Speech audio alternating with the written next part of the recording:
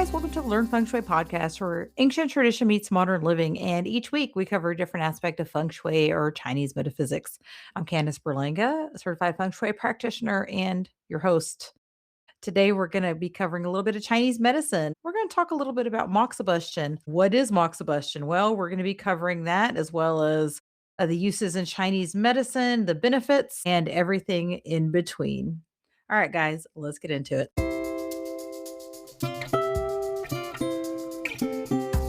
All right. Well, let's just dive right into this, guys. Moxabustion. What is it? Start here.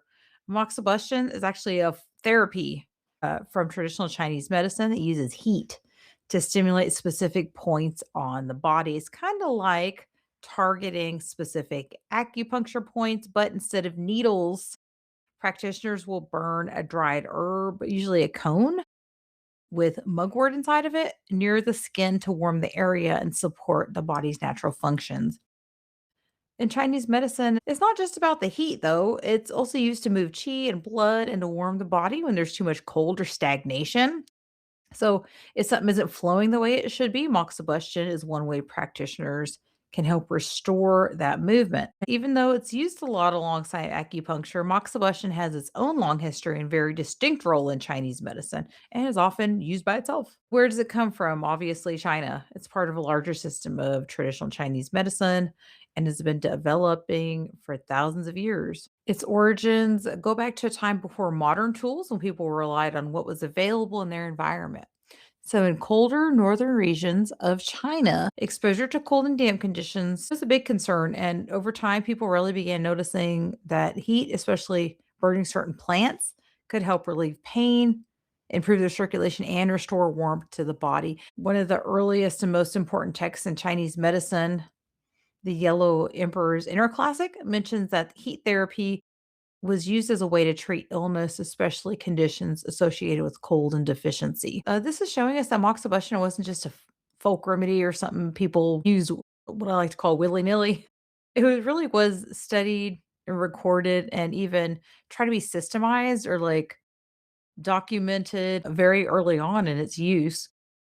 Over time, the practice became more refined, though. Of course, practitioners identified specific points on the body, now what we call acupuncture points. They began applying heat to the exact locations on the body to target it more precisely. Eventually, moxibustion and acupuncture developed side by side, often used together, but each has its own purpose. So, some historians actually believe that moxibustion may have developed earlier than acupuncture since controlled fire would have been more accessible than metal needles in ancient times. Even the word moxibustion, what is it? Kind of sounds complicated, right? But it actually comes from a mix of languages and traditions. The moxa part comes from the Japanese language mogusa, which refers to a dried herb in the practice, mugwort, specifically Artemis vulgaris. Over time, Mogusa was shortened to Moxa, and the practice was introduced to the West. The second part, bustion, comes from the Latin word combusto, meaning to burn. So when you put them together, moxibustion literally means burning moxa. So that's where that word comes from. There are a few different ways moxibustion's practiced, and they all center kind of around that same idea, though, by using controlled heat to stimulate specific points of the body, like I've already mentioned. The most common methods, though, kind of fall into two main categories. Direct moxibustion. This is a more traditional method. The small amount of moxa made from the mugwort is placed directly on the skin and then lit. This was done in two different ways, or variations, I guess. Non scarring. The moxa will be removed before it burns the skin, and then they would scar the skin in some cases, and the moxa is allowed to burn down fully, creating a small blister or scar. Non-scarring is much more common. The scarring was used to one mark the acupuncture point, and then I think burning it down was a part of the Chinese medicine also, although I couldn't find much information on that one. Indirect moxibustion. The second method is indirect. This is what we see now, especially outside clinical settings. Instead of placing moxa directly on the skin, there's some form of barrier or distance. And this can include like holding a lit moxa stick, like a burning incense near the skin, It can also be done by placing moxa on top of something, usually ginger, garlic, or salt. And the last, using tools or devices that keep the heat controlled and indirect. The method, of course, reduces the risk of burn while delivering that warmth still. So think of it of like placing something directly on a flame and warming it nearby. The goal is heat, it's just applied in different ways. The goal is still to use the heat, but just applying it differently. So now what is moxibustion used for? In Chinese medicine, treatments aren't usually chosen based on a single disease. Instead, they're based on patterns within the body and how the system is functioning, not just what symptom is showing up. They don't treat symptoms in Chinese medicine, they treat organs and deficiencies. A common pattern that moxibustion can be used for is cold in the body since you're applying heat, right? A deficiency, low energy or weakened function, and stagnation, which is things not moving properly, pain, tension, sluggish flow. And then cold patterns, cold hands, feet, feeling better with warmth, digestion that is real slow and improves with hot or warm foods. Overall, just a cold feeling in the body. And apparently, this is one of the most common reasons moxibustion is used when the body just feels cold, slowed down, sluggish. A deficiency pattern would be things like fatigue, low energy, burnt out, weak digestion, weak overall function. It's not that something's wrong, it's that a system is depleted.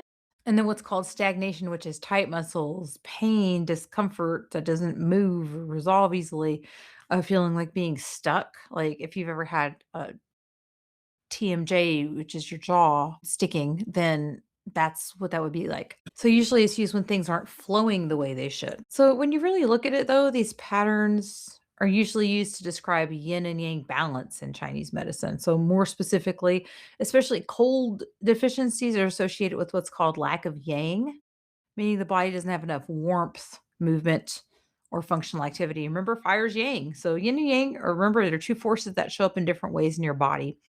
Yin is the cooling, nourishing, restorative side. It helps your body rest, rebuild, stay grounded. Yang is the warming, active, and functional side, which keeps things moving, digested, energized. So when something's off balance, yin or yang can either be weak or not functioning enough. There can be excesses of these yin and yang. So qualities like hot, cold, heavy in your body. We kind of talked about some of the yin symptoms, which is used to treat, but when the yang is excessive or unchecked, it often shows up like heat rising or becoming stuck. On the episode, I talked about hair and hair growth. If your head feels very hot, then that is a symptom of excessive yang, of inflammation, redness, irritability, restlessness. If you can't sleep, feel like you're wired, but you can't focus. You just feel like jittery, but you can't seem to direct the energy. Headaches, pressure, dry mouth, or being very thirsty are all symptoms of yang energy versus the yin, which is usually used with the moxibustion, cooling, rest, nourishment. Yin is also necessary and healthy, but the imbalance can feel like heaviness, sluggishness, being very cold. So remember, yin's not bad. It's just there needs to be a balance between the two. So moxibustion is not typically used for those heat or overactive conditions, usually used when there's that cold or deficient yin energy. So that's the difference between the two, especially if there's that lack of yang. So, in other words, it's just used to add warmth and support, not it won't reduce heat anyway because you're adding heat. So, it wouldn't take that away. If somebody already has too much heat or an overactive condition, moxibustion wouldn't be used for them because that would intensify it and not balance it. So, also, moxibustion doesn't really turn the yin into yang, Instead, it's used when yang is weak. So when the body doesn't have enough warmth or is not able to function correctly, it helps support and restore the warming aspect to your system. So moxibustion can be used when something feels stuck, like I talked about, muscle tension, joint pain, even menstrual discomfort. The heat helps encourage movement. So instead of things being stagnant, they start to flow. It can support your digestive and your yang energy. It's a lot of times used to strengthen what's called the yang energy, help with digestive weakness, low appetite, or even fatigue and burnout. One of the widely talked about uses today, honestly, is pretty cool, turning breech babies late in pregnancy. So practitioners apply moxibustion to a specific point near the toe to encourage movement.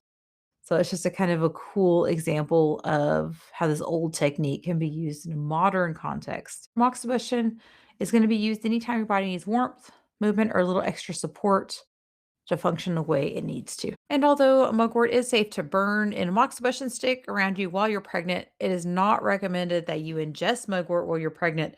I'm going to focus more on the health benefits of ingesting mugwort and the herb itself from verywellhealth.com, the health benefits of mugwort.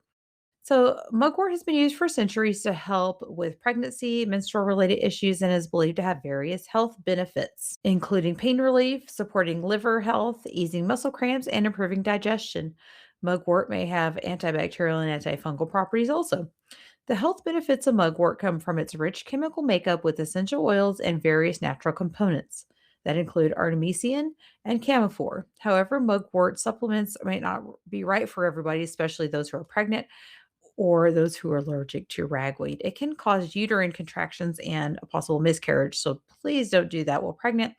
There's a lot of herbs. People assume herbs are safe because they're herbal, but there's actually a lot you cannot take while pregnant to keep that pregnancy intact. So you gotta be safe, guys. Potential health benefits here in some regions, mugwort's cultivated for their herbal medicine, for use in herbal medicine. It may offer benefits such as stress relief, increased energy levels, increased sleep, or improved sleep, itch relief, enhanced blood circulation, headache relief, support for your liver health, better digestion, insect repelling properties, relief for muscle aches, regulation of menstrual cycles, and increased urine output. Fun fact here, Roman soldiers used to put a mugwort in their shoes to ward off fatigue, and St. John the Baptist was said to wear a girdle of mugwort to relieve stomach pain. Can be used topically also. Currently, there's limited scientific evidence to support the use of mugwort for preventing or treating medical conditions. However, it's frequently used for the absence of periods, hence why you can't use while pregnant, anxiety, chronic fatigue, colic, constipation, depression, eczema, diarrhea, epilepsy, headaches and migraines, insomnia, nausea, or vomiting. In TCM, mugwort is used in the practice of moxabustion that involves rolling mugwort into sticks or cones, igniting them, and then waving them over the parts of the body. It is thought to enhance the effects of acupuncture. And 2022 study suggests moxabustion may offer benefits in treating IBS with diarrhea. That's irritable bowel syndrome with diarrhea. Further research is needed, it says, though. Here it talks about the active components. The above ground parts of the mugwort plant are used to produce essential oils, and the oil contains compounds such as camphor, pinene, and cineol, which are believed to have antioxidant, antibacterial, and antifungal properties. Artemisian, a chemical found in the root, stem, and leaves and flowers of the mugwort, is said to cause mild uterine contractions when ingested, promoting regular menstrual periods. In Chinese medicine, it's occasionally used to induce labor. Do not do that on your own. There's better, safer options for that. Artemisian may have anti cancer properties, although the research is required to understand the potential effects. Mugwort has leaves between 2 to 4 inches long with soft gray or white hairs on the undersides. Their deeply lobed leaves look similar to those of chrysanthemums and radweed seedlings. However, mugwort has a distinctive sage like smell that others lack. Mugwort is considered an invasive species in some areas, and it grows so fast that it's illegal to grow in some states. To avoid potential heavy fines, check with state and local regulations before cultivating mugwort. Well, there goes my plans for the summer. I guess the mugwort's off my list here. I'll have to check its a legality in Texas. Mugwort, it's generally safe to use for people. Side effects, again, not in pregnancy, could cause uterine contractions and bleeding. Also, not recommended for children or while you're breastfeeding. While some psychoactive herbs can cause hallucinations, mugwort's unlikely to do so. Some people use mugwort to lucid dream or to influence dreams, but benefits are not proven. I have heard you can smoke it too. I will pass on that one. That doesn't sound appealing to me. Because it's related to ragweed, though, those who are allergic to ragweed may be allergic to mugwort as well. People allergic to celery, birch, or carrot should be cautious with mugwort because it's linked to allergies, which symptoms could include itching, hives, mouth tingling, swollen lips, Typical allergic reactions, though. Mugwort's used in cooking to flavor foods, beverages, including meats, fish, desserts, pancakes, soup, salads, and more. Mugwort was used in Europe to flavor beer before hops were discovered. You can buy mugwort online and in drugstores, natural food stores, and herbalist shops, including the one I work at. It comes in many forms, including extracts, tinctured, whole dried leaves, powders, essential oils, and supplements. So there's not really a recommended dose in any form. Mugwort supplements may be safest when the dose is controlled, which would be to take a supplement with a recommended dose on it. When you're foraging for mugwort to make essential oils, be sure to harvest the plant when it's starting to bloom. This is when the flower contains the most potent oil. Your healthcare provider or pharmacist may be able to give you guidance about herbal products like mugwort. So, talk to them before starting any medicinal therapies using mugwort.